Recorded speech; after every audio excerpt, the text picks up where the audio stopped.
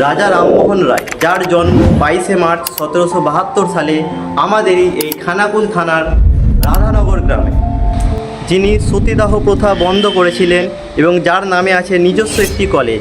আজকে তোমাদেরকে নিয়ে যাব তার তৈরি করা একটি বিদ্যালয়, যেখানে তিনি নিজেই শিক্ষকতা করতেন।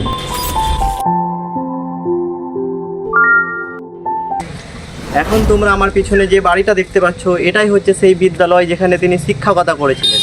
আর এটা হচ্ছে সেই বিদ্যালয়ের মেন গেট। এখন চলো মেন গেট থেকে এন্ট্রি নিই আর ভিতরে নিয়ে যাওয়া যাক তোমাদেরকে।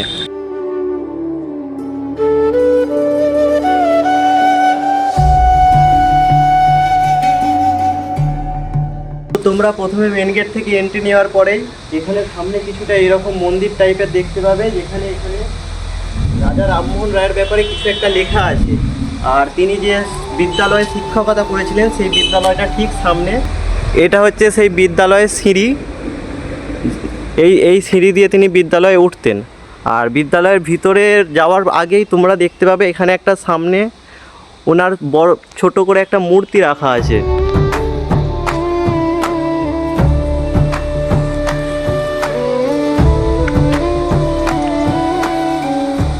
তো এই মূর্তির নিচে তোমরা দেখতে পাচ্ছ ইংরেজিতে তিনার ব্যাপারে কিছু একটা লেখা আছে।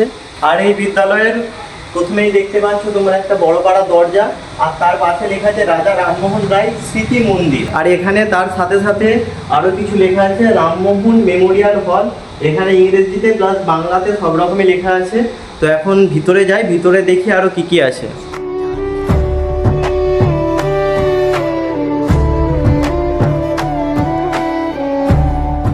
তো এখন তোমরা দেখতে পাচ্ছ আমি একদম বিদ্যালয়ের ভিতরে চলে আসছি।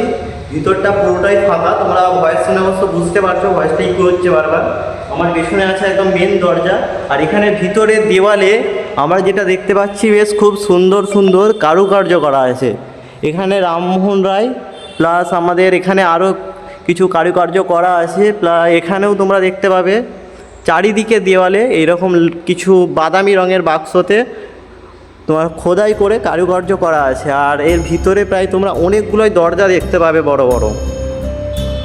এখন আমি আছি সেই বিদ্যালয়েরই একটা ছোট রুমে, যেখানে দেখতে পাচ্ছি এইরকম কিছু ছোট ছোট লোহার কাঠের র্যাক করা আছে। তার সাথে সাথে এখানে খুব বড় বড় তিনার নামের ব্যানার লাগানো আছে দেখতে পাচ্ছ তোমরা চারিদিকে। তোমাদেরকে এখন নিয়ে যাব দ্বিতীয় রুমে। দ্বিতীয় রুমেও ঠিক এইরকমই কাঠের কয়েকটা র্যাক। এইগুলো সম্ভবত মানে আগেকার সময়ে তোমার হচ্ছে বইপত্র রাখার কাজে হয়তো বা লাগতো, এখন যেগুলো আর কাজে লাগে না তাই ওখানে রুমেতে আলাদাভাবে রাখা হয়েছে। তারপর তিনার বিদ্যালয় থেকে বেরিয়েই তোমরা এখানে দেখতে পাচ্ছ একটা মন্দির টাইপের কিছু একটা করা আছে। এখান থেকে তার ওঠার সিঁড়ি আছে, ওখানে গিয়ে বসে সময় কাটানো বা একটু টাইম স্পেন্ড করা সুন্দরভাবে করতে পারবে তোমরা। এবার যদি কেউ এখানে আসতে চাও কমেন্টে আমি এখানে লোকেশানটা দিয়ে দেবো, তোমরা এখানে ভিজিট করো। খুব সুন্দর একটা পরিবেশ তোমরা পাবে।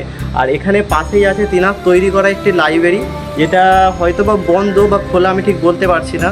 তো তোমরা এখানে এসে জেনে নিও। প্লাস যদি তোমরা চাও কোনো ফটোশ্যুট ভিডিও শ্যুট, সেখানে সব কিছু অ্যালাউ আছে। তোমরা তোমাদের মনের মতো সময় কাটাও। দেখা হচ্ছে আবার নতুন কোনো ভিডিওতে। ততক্ষণের জন্য সুস্থ থেকো, ভালো থেকো, লাভ ইউ।